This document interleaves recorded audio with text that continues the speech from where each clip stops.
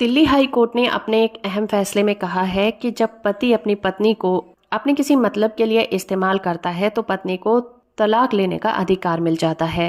Delhi high court ने cruelty के basis पर एक कपल को डाइवोर्स का आदेश दिया और कहा कि पति ने अपनी पत्नी को एक विदेशी पत्नी के रूप में इस्तेमाल किया है, जो कि पत्नी पर एक अत्याचार है।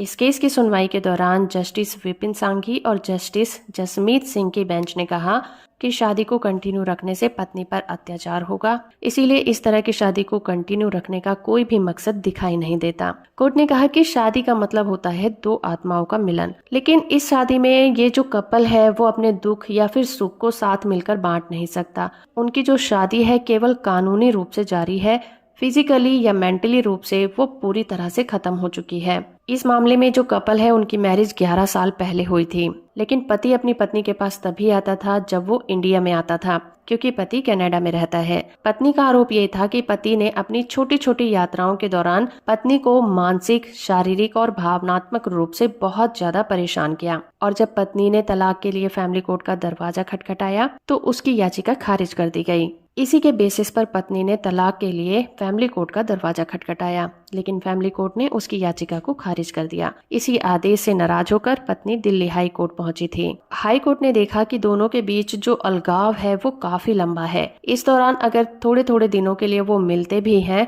तो भी एक दूसरे को परेशान ही करते हैं। ये शादी पूरी तरह से खत्म हो चुकी है और अब इसमें सुधारने की भी कोई गुंजाइश नहीं रह गई है। इससे पहले कि पति ये कहे कि शादी बहुत अच्छी है और पत्नी केवल अपने पिता के दबाव में ऐसा कह रही है, ये बिल्कुल ही गलत होगा, और कोर्ट ने पति की सारी दलीलों को खारिज कर दिया। दिल्ली हाई कोर्ट ने यह फैसला सुनाया कि इस केस में जो पति था वो अपनी पत्नी के लिए बहुत ज्यादा क्रूएल था, इसीलिए उनकी शादी को खत्म किया जाता है। वीडियो इन्फॉर्मेटिव है तो आप इसे लाइक, शेयर और चैनल को सब्सक्राइब करना बिल्कुल मत भूलिएगा।